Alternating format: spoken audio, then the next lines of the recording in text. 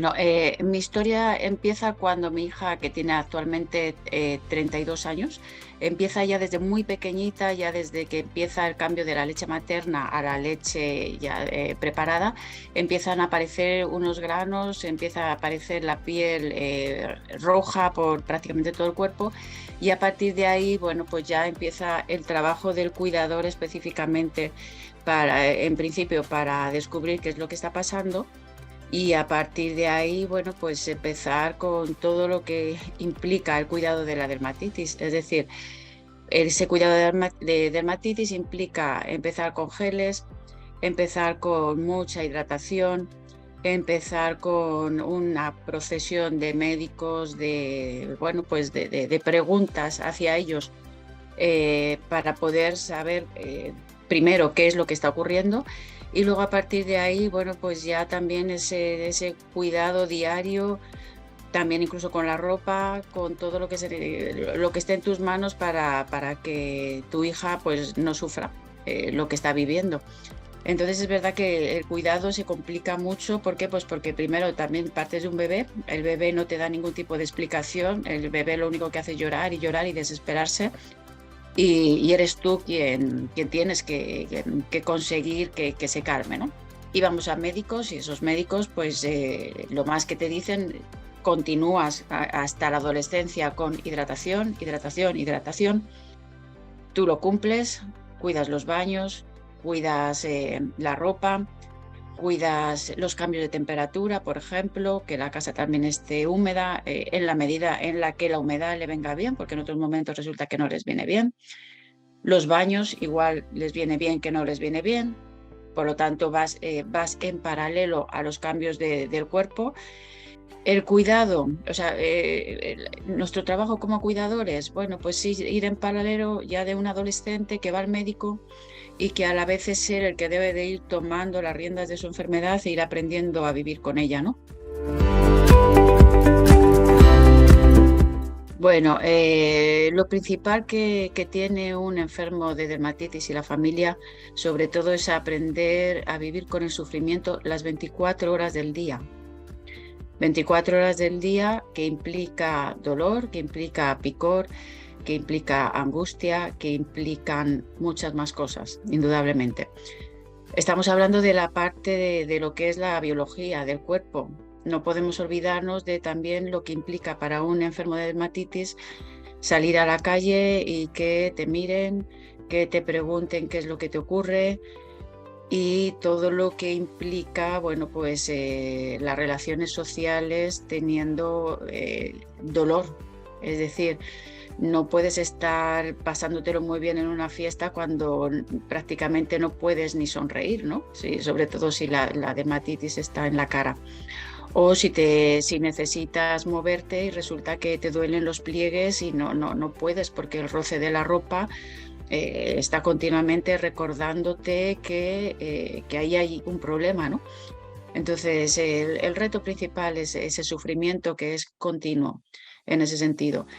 Y luego también, bueno, pues el adaptar tu vida normal a todo ese problema que llevas. Es decir, en principio no debes dejar de estudiar, no debes dejar de salir con los amigos, no debes dejar de trabajar.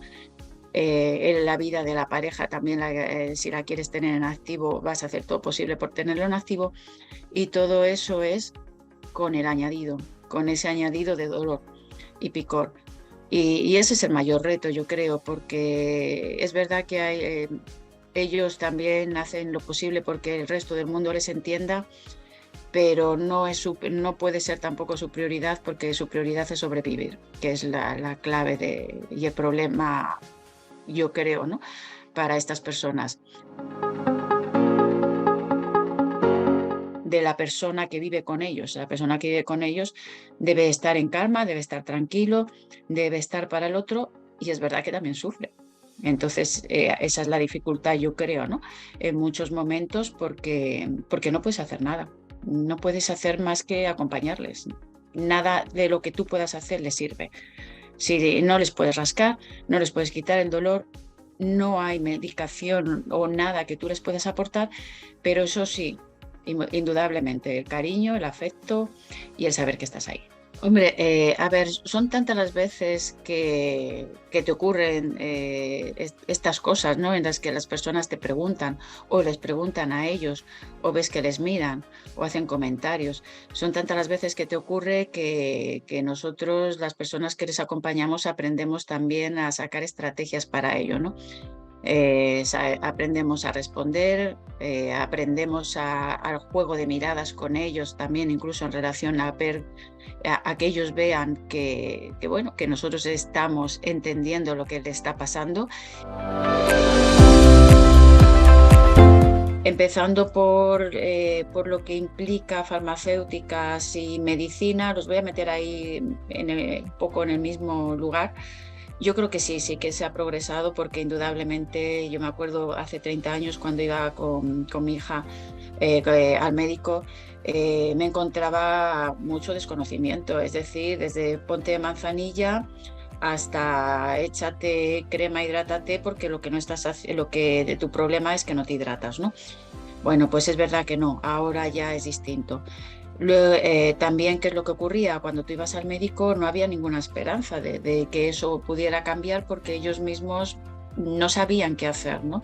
Te pasaban con un médico, te pasaban con otro que supuestamente era más profesional, pero el profesional tampoco sabía mucho qué hacer en ese sentido, hasta que poco a poco, sí es verdad que yo creo que sí se nota en unos años un cambio yo creo que propiciado porque empiezan a nacer muchos niños ya con dermatitis y empieza a ser ya un problema que empieza a ser importante las consultas, tengo la sensación.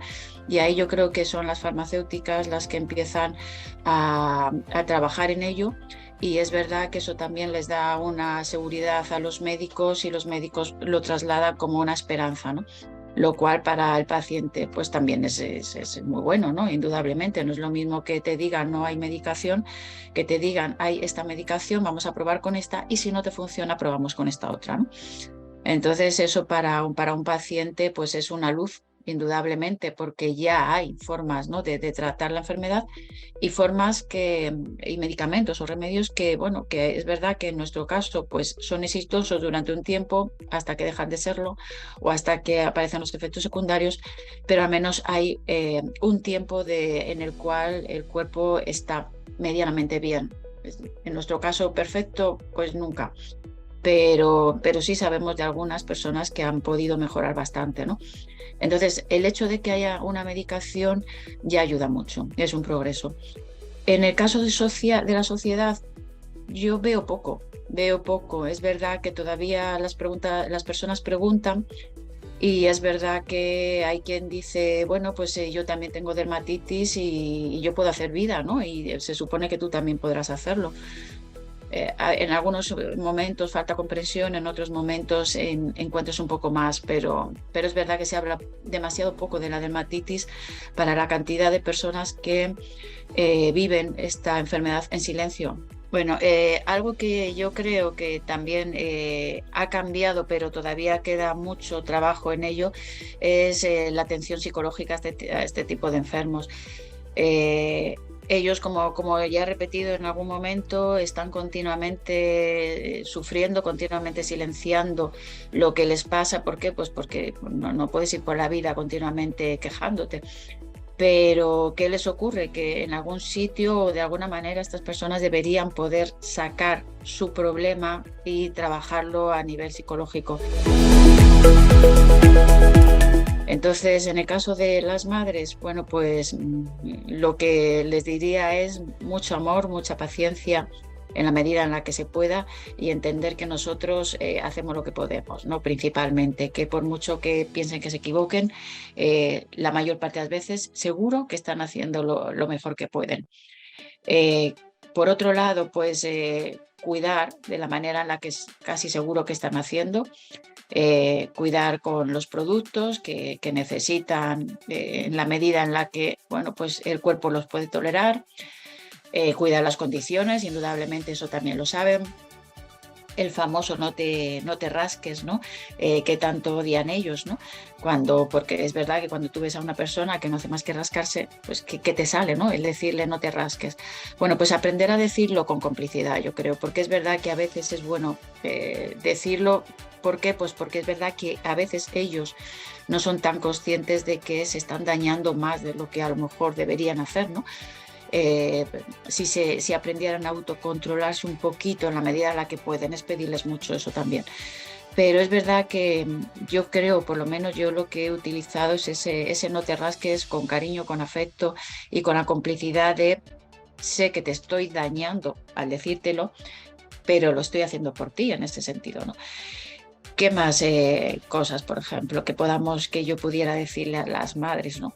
Madres y padres, cuidado, madres, padres, hermanos, abuelos, eh, estar para lo que necesitan y estar para el momento en el que veas que están bajitos, animarles, acompañarles y decirles que les entendemos. Es que realmente ellos necesitan ser mirados, ser vistos como están en ese momento y a partir de ahí, compañía, compañía, mucho amor.